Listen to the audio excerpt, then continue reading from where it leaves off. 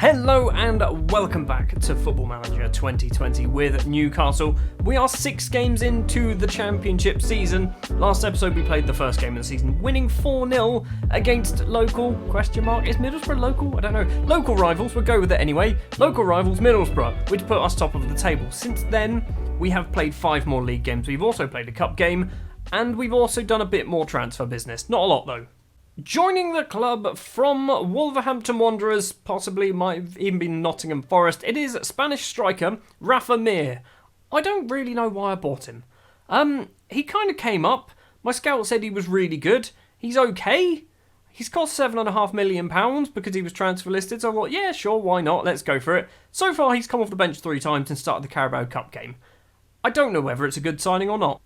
Also, you can see here we've loaned out a few more players as well. In fact, we've loaned out a lot of players. I have set up a feeder club system with Oldham. So, Buenata, the Thai striker, has gone out on loan. Valenzuela has also gone out on loan. And some guy called Mark Helm as well.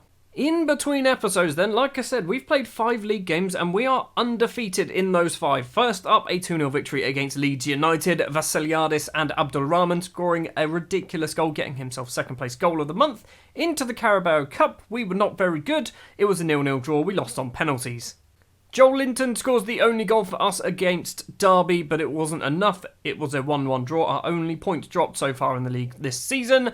Against Fulham, Anthony Robinson, a player who has never scored a professional goal in his life, scores a hat-trick. He scored twice, then he took the penalty as well to get his third. I didn't want him to take the penalty, because we were 2-2 at that point. I was hoping to get someone who can actually take penalties to take it. It doesn't matter, Robinson took it, scored the goal, got himself a hat-trick, he'll never score again. Against Stoke, we destroyed them. It was a 5-1 victory here. It was 4 goals for Joseph Martinez. 2 of them were from the penalty spot. Sebastian Vassiliadis as well, scoring a goal. And then against Fleetwood, we played a bit of a rotated side here. Emil Kraft and Nicolas Monasterio scoring 2 goals, his first 2 goals for the club as well, which means we are currently 2nd place in the championship table. Only Brentford are ahead of us.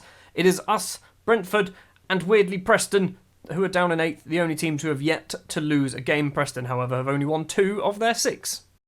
Without further ado then, let's jump into today's game. It is up against Wigan, who are right at the bottom of the table, so I'm expecting this should be another victory.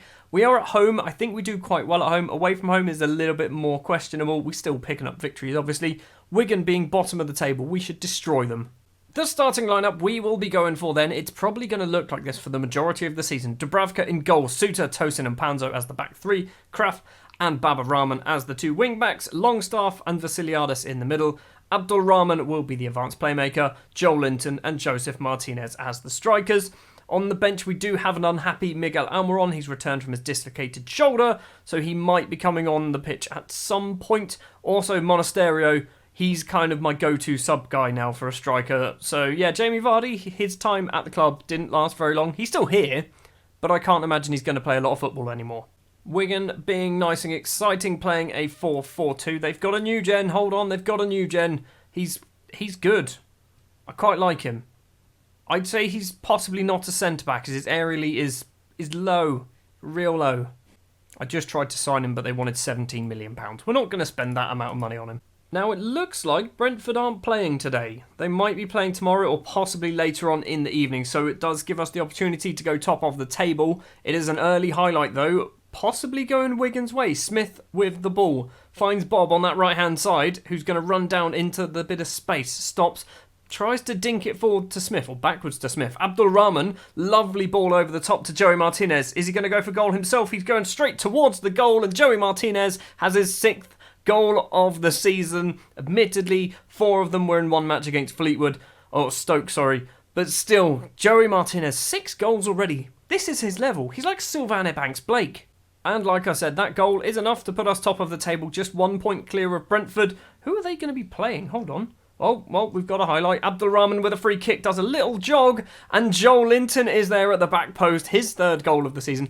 Abdul Rahman, by the way, is an amazing signing. I'm not downplaying, or not downplaying that, not trying to play that up. He has got 5 assists now, all season, in 7 games. That's pretty impressive. Highlight straight after the goal. Wigan obviously with the ball. Morsey Plays it forward. Does find Jacobs, number 17. Long ball towards Lowe. Can't find him though. Vassiliadis, the German. I think he's German and Greek possibly. Morsi heads forward, but Abdulrahman intercepts Vassiliadis to the Emirati Abdulrahman, who gets knocked off the ball by Morsi. Now Lowe down that right-hand side. He's got no support at the moment. Tries to go for goal himself. Dubravka flaps at it, gives away a corner. Bob steps up to take the corner then. Who is Bob? I've never heard of Bob. It's in the middle for Kipri, but Dubravka can hold on to the ball. Well, the highlights have kind of dried up right now. Attacking-wise, we are playing amazing. Abdulrahman with both assists I've just seen as well. We maybe need to do some changes in the midfield. Vassiliadis is struggling on a 6.5. Panzo with the ball, plays it forward. Joey Martinez, is he going to do the same again? Is he going to get another goal? He tries to go towards the front post, I think. The keeper makes a save. We have a corner. Abdulrahman going over to take it. Yes, he does. The Emirati steps up towards the front post. Nobody is there because I haven't actually changed my corners. Gets the ball back though. Crossing. John Suter is there. And the Scotsman's header is over the bar. Half time then. 2-0 to the good. I'd like to get a third. They are bottom of the table. But still, we're just going to get the assistant. Do we do the sub that I was talking about? Vassiliadis off. And bring on JPG. We do. I'm also tempted to bring off Kraft, because he's on a 6.4, but don't think we've got anyone on the bench who can play as a wing-back. 10 minutes into the second half then. The first highlight, Low with the ball. Johnny Panzo steals the ball away. Baba Rahman forward to Sean Longstaff. He's going to run forward over the halfway line. Back to Abdulrahman. He's got Kraft on that right. Plays it back instead to John Suter. What's the Scotsman going to do? All the way back to Dubravka in the Newcastle goal. Forward to Tosin. Back to Dubravka. We need to just lump it up there, buddy. Good job. Finds JPG inside his own half. He's only played about 20 minutes or so far in a Newcastle shirt. Through ball from Longstaff. Finds Baba Rahman. 3 in the box. If he could just play it on the floor. He's going it alone. He's not. It's gone back to JPG. Hit the post bar. It's the post, wasn't it? What's going on? We've still got the ball. Rahman. Is he going to cross it in? Baba Rahman towards Joel Linton, but McGilvray can easily hold on to the ball. That was a chance to get our third goal of the game. Throw in on that right-hand side. Kraft's throw is straight to Dunkley. Gets the ball back, though. Longstaff to JPG. Kraft, is he going to cross it in? He does. He doesn't actually. He hits it straight into Dunkley. Gets it back. Now Sean Longstaff. He went for goal. I think he went for goal with that. McGilvray can hold on to the ball. Is that the whole highlight?